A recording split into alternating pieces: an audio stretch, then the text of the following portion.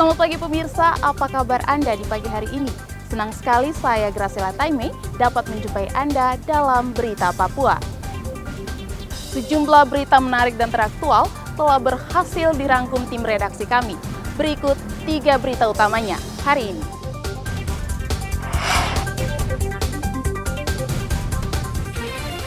Kesal tidak diterima saat minta rujuk. Seorang suami di Merauke tega membunuh istrinya sendiri.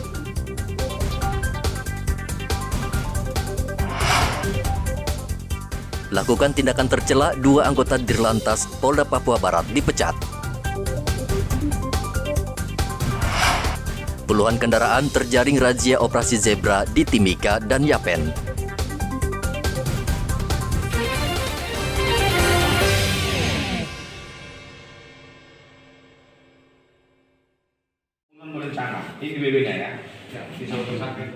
Polisi menangkap pelaku pembunuhan berencana berinisial NK terhadap korban Vera Linda Kutet yang tidak lain merupakan istrinya sendiri yang terjadi pada 9 September lalu di Jalan Mandala, Merauke.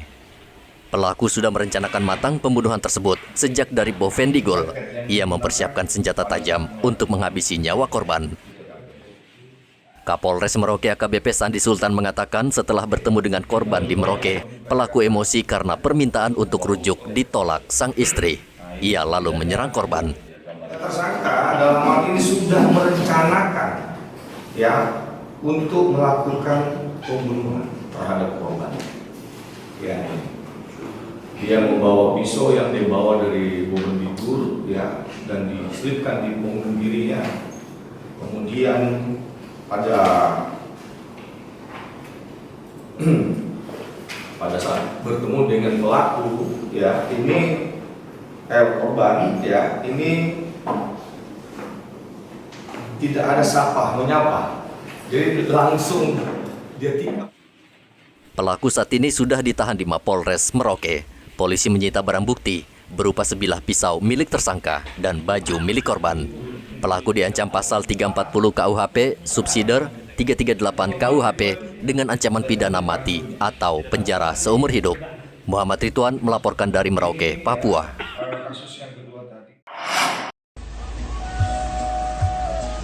Akibat aksi tak terpuji lewat konten video menjilat kue HUT TNI dan kata-kata tak pantas yang melecehkan institusi TNI, 2 polisi yang bertugas di Dirlantas Polda Papua Barat dipecat.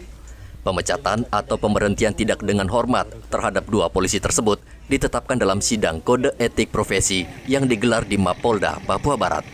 Sidang kode etik dipimpin langsung Kabid Propam Polda Papua Barat, Kombes Bulang Bayu Samudra. Setelah pembacaan putusan sidang kode etik, Bribda YFP dan Bribda DMB langsung menyatakan banding atas keputusan PTDH tersebut. Keduanya melakukan perbuatan tercela sehingga diputus PTDH dari institusi Polri. Sidang kode etik ini dilakukan setelah mereka menjalani pemeriksaan dan penahanan selama 3 hari di Rutan Polda Papua Barat. Hasil keputusan sidang kode etik profesi tersebut telah diputuskan 1, kedua orang tersebut baik Bribda YFP telah diputuskan pelaku pelanggar dinyatakan sebagai perbuatan tercela. Kemudian putusan yang kedua, penempatan pada tempat khusus terhitung sejak tanggal 5 Oktober sampai dengan 7 Oktober di penempatan khusus. Dan yang ketiga, diberhentikan dengan tidak hormat sebagai anggota Polri. Begitu juga dengan pelanggar atas nama Bribda YFP, jabatan Bintara Satuan PJR Dirlantas Polda Papua Barat, dengan putusan berperilaku pelanggar dinyatakan sebagai perbuatan tercela, penempatan di tempat khusus selama 5 Oktober sampai dengan 7 Oktober hari ini, karena sudah diputuskan hari ini. Dan yang ketiga adalah diberhentikan dengan tidak hormat atau PTDH sebagai anggota Polri. Diketahui kedua oknum anggota Direktorat Lalu Lintas Polda Papua Barat ini viral di media sosial sejak 5 Oktober 2022. setelah jilati kue HUT ke-77 TNI yang hendak diantarkan dari Polda Papua Barat ke Makodam Kasuari. Edi Musahidin melaporkan dari Manokwari, Papua Barat.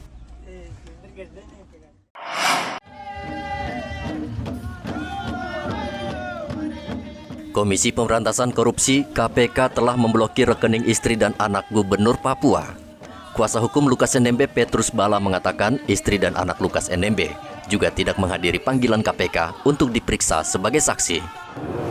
Status mereka sebagai saksi, tetapi sudah ada upaya paksa. Ya, itu mengatakan rekeningnya juga diblokir. Jadi ada kalanya tindakan KPK itu yang menurut undang-undang sesuatu rekening diblokir hanya dalam status seseorang tersangka, tapi ini sudah melebar kemana-mana. Jadi mungkin itu kemarahan atau sikap yang tidak mau memberi keterangan. Jadi Ibu Gubernur, Ibu Lukas menggunakan hak tidak memberikan keterangan. Apalagi dia tidak tahu menau tentang peristiwa dalam panggilan itu yang mengenai transfer 1 miliar itu. Itu poin-poin yang kami bicarakan. Kembali kepada Pak Lukas, beliau bersikap bahwa apapun yang terjadi, dia tetap menghendaki pemeriksaannya di Jayapura. Menurut Petrus, pemblokiran rekening semestinya hanya dapat dilakukan terhadap seseorang yang berstatus tersangka. Gubernur Papua Lukas NMB telah ditetapkan sebagai tersangka oleh Komisi Pemberantasan Korupsi dugaan kasus gratifikasi senilai 1 miliar rupiah pada 5 September 2022. Sebulan lebih menjadi tersangka, Lukas belum juga diperiksa KPK dengan alasan masih sakit. Selain dicegah ke luar negeri, KPK juga sudah memblokir rekening Lukas NMB dan keluarganya dengan total saldo 71 miliar rupiah. Hendra melaporkan dari Kota Jayapura, Papua.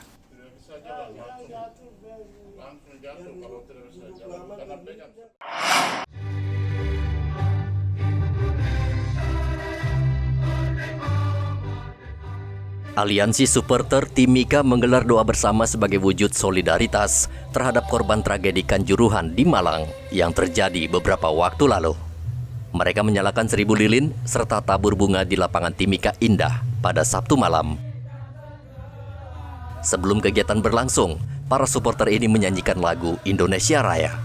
Kemudian mereka membacakan pernyataan sikap, di antaranya menuntut PSSI mengevaluasi menyeluruh persepak bolaan di tanah air agar peristiwa di Kanjuruhan Malang tidak terulang lagi. Kami Aliansi Supporter Mimika turut berbelasungkawa atas tragedi kemanusiaan yang terjadi di Stadion Kanjuruhan Malang, Jawa Timur.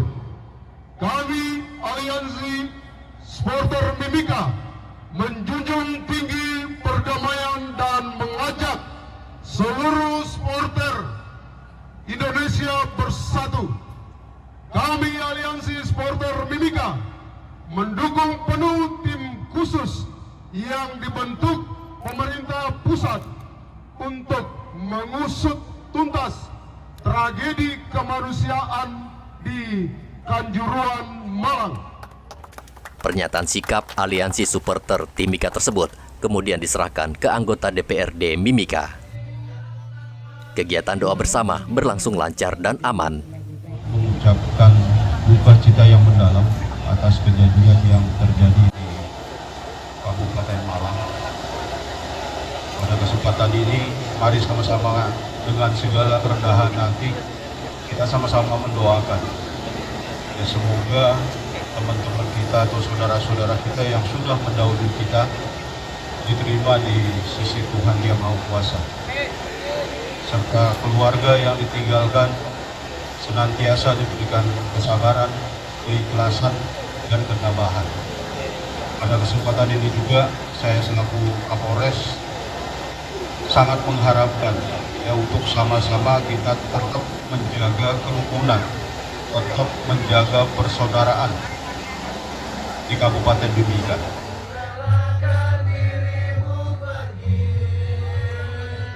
Peristiwa Kanjuruhan Malang menyebabkan 131 orang meninggal dunia. Polisi sudah menetapkan 6 tersangka dalam tragedi ini. Salah satunya adalah Direktur PT Liga Indonesia Baru. Kapolda Jawa Timur juga diminta untuk dicopot dari jabatannya karena dianggap bertanggung jawab dalam kasus Kanjuruhan. Dari Mimika, Papua, Igobat Momolin melaporkan.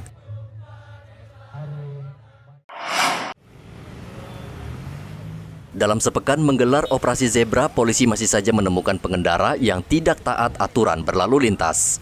Bandelnya pengendara tidak memakai helm membuat polisi geram. Polisi tidak langsung menilang pengendara yang bandel.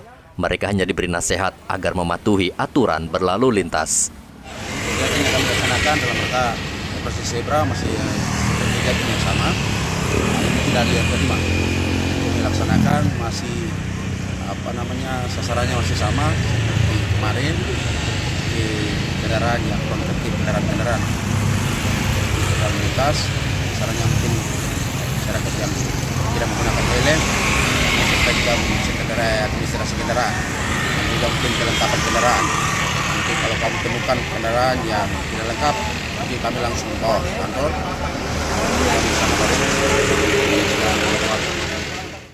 Sementara itu di Kabupaten Kepulauan Yapen, 66 motor terjaring dalam razia yang digelar sejak pekan lalu. Sampai dengan hari ini, yaitu hari kelima, kami sudah melakukan penindakan tilang sebanyak 66 pelanggar, serta teguran ada sebanyak 43.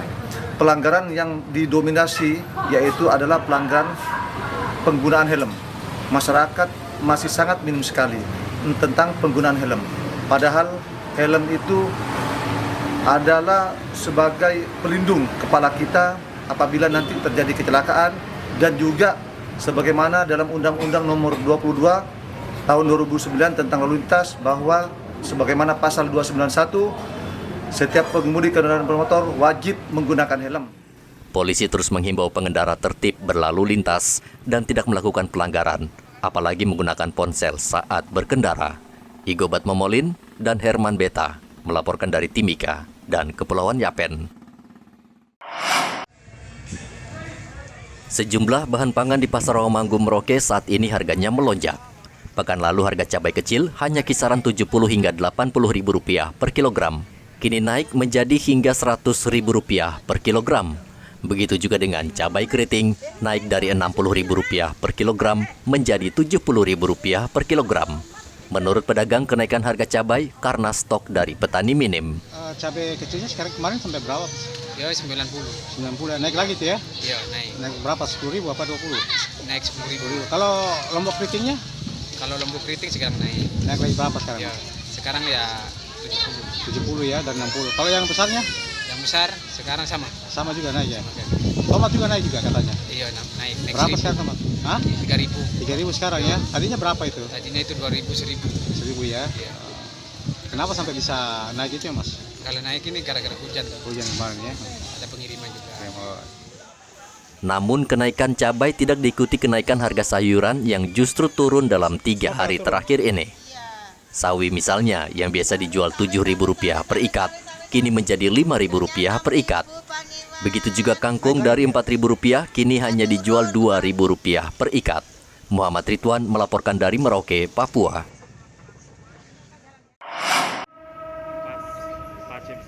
Tim Pengendalian Inflasi Daerah mencatat Provinsi Papua saat ini mengalami kenaikan inflasi hingga sebesar 7,27% pada September 2022. Angka inflasi ini cukup tinggi sehingga Papua menjadi penyumbang inflasi urutan ke-6 tertinggi di Indonesia.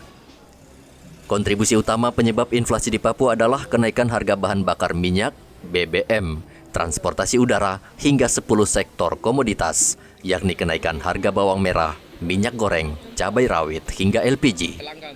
Asisten 2 Bidang Perekonomian dan Kesejahteraan Setda Papua Muhammad Musaad mengatakan untuk menekan inflasi, Tim Pengendalian Inflasi Daerah TPID Papua sepakat untuk memastikan ketersediaan stok, jaminan pasokan, dan kelancaran distribusi yang membawa bahan pangan dari luar Papua.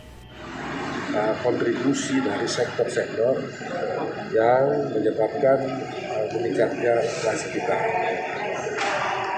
Yang pasti di antara 3 kota, 3 daerah yang kita jadikan sebagai sasaran untuk mengukur inflasi itu, yaitu di Kota Jayapura, Merauke, dan Kabupaten Mimika. kita temukan bahwa ternyata kontribusi utamanya itu masih akibat BBM. Yang kedua akibat transportasi, dan ada 10 sektor komoditas yang menyebabkan peningkatan itu. Untuk yang komoditas kita yang biasa untuk bahan pokok kita, ya masih ada bawang merah di situ, ya ada minyak goreng, kemudian ada juga cabai, ya, dan beras. Inilah yang membuat kita dan juga LPG, ya. Jadi nanti sebentar Pak GM Pertamina juga akan menyampaikan bagaimana BBM, ya, stoknya bagaimana, kemudian distribusinya bagaimana, aman atau tidak, supaya tidak perlu pergi lagi antre di SPBU, begitu juga LPG-nya bagaimana akan dijelaskan nanti.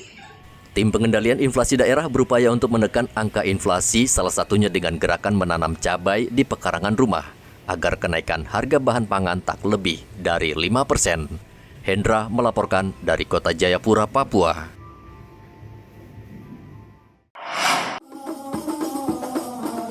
Peringatan Maulid Nabi Muhammad SAW di Merauke tahun ini dilaksanakan sederhana. Kiai Tahfif Rafi asal Kendari, Sulawesi Tenggara membawa uraian hikmah Maulid Nabi Muhammad SAW. Ia mengajak umat Islam untuk terus mengikuti jejak Nabi Muhammad SAW karena jejak Nabi memberikan contoh terbaik tidak hanya bagi umat Islam tapi juga semua insan manusia di bumi ini. Sementara itu di Manokwari, Papua Barat, Majelis Taklim Al-Wasilah Pulmon menggelar Maulid Nabi Muhammad 1444 Hijriah di Masjid Al-Wasilah, Jalan Trikorawosi. Dalam peringatan Maulid ini, Ustadz Muhaidi mengajak umat Islam di Manokwari agar meneladani ajaran Nabi Muhammad dengan sifat mulia berbagi antara sesama umat manusia.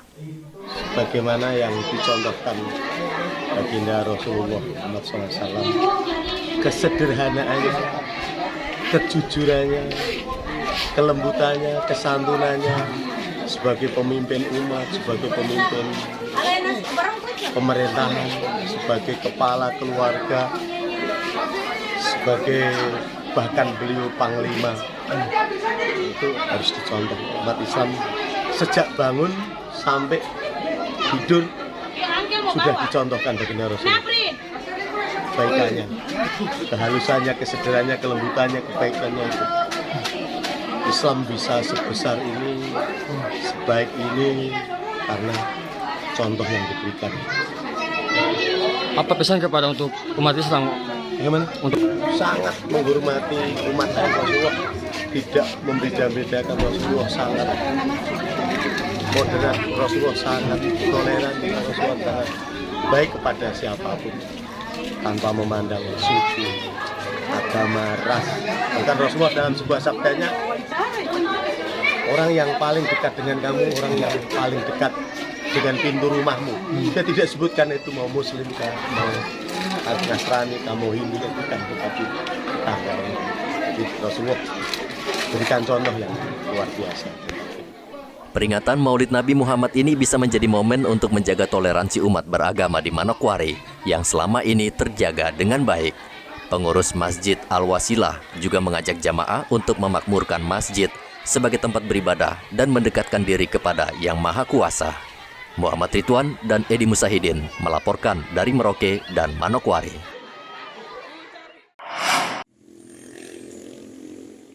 Kondisi sejumlah ruas jalan di Merauke saat ini mengalami kerusakan. Kerusakan ini tidak hanya terjadi di kawasan terpencil, namun juga pada ruas jalan di kota, seperti di Jalan Sabang, Merauke.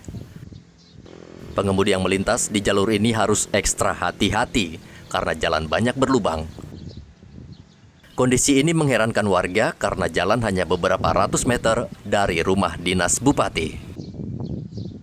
Wakil Bupati Ridwan berjanji akan memperbaiki jalan yang rusak. Ia mengatakan Pemkab bahkan harus berhutang ke Bank Papua sebesar 200 miliar rupiah untuk perbaikan berbagai infrastruktur di Merauke, khususnya prasarana jalan.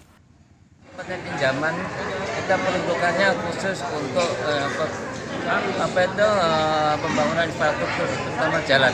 Jalan kita Kabupaten Merak sangat parah dan memang kalau nggak cepat itu nanti tambah jadi sawah nanti jalan kita. Kita sangat prihatin memang.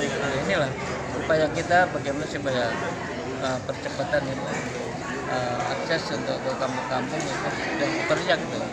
Mau jalan apa lagi memang APBD kita tidak cukup dan itu dibolehkan. Karena juga melalui perda juga kita tetapkan. Memang dana APBD kita tidak cukup Pak Wakil? Ya kalau cukup nggak akan kita pinjam. Gitu. Kan? Nah rencana dipinjam berapa lama itu Pak Wakil? Periode saya dengan Pak Rumah Masyarakat.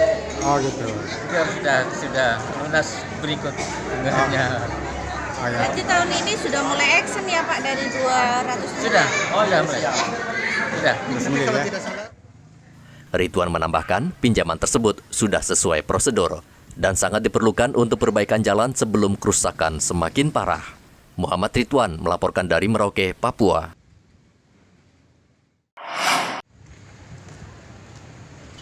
Stok vaksin ketiga COVID-19 di Merauke saat ini mengalami kekosongan, sehingga Pemkab melonggarkan kebijakan aturan perjalanan udara atau laut keluar Merauke dengan hanya mewajibkan vaksinasi dosis kedua bagi pelaku perjalanan.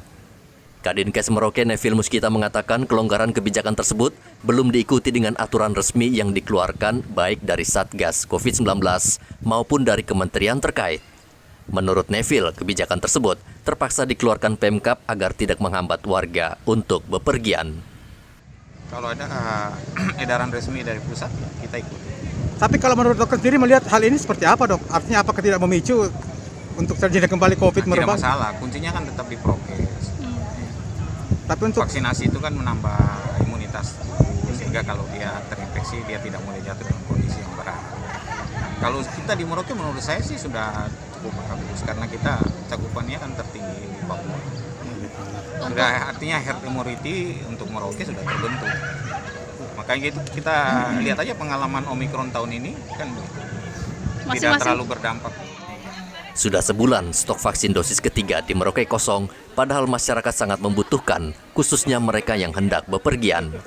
Angka kasus COVID-19 sendiri sudah mulai mereda dan kemungkinan dalam waktu dekat pemerintah akan mengumumkan berakhirnya pandemi. Muhammad Ridwan melaporkan dari Merauke, Papua. Pemirsa, informasi tadi sekaligus mengakhiri jumpa kita pada pagi hari ini. Saya Graciela Taime, mewakili kerabat kerja yang bertugas menyampaikan terima kasih, selamat beraktivitas, sampai jumpa. Wanyambe.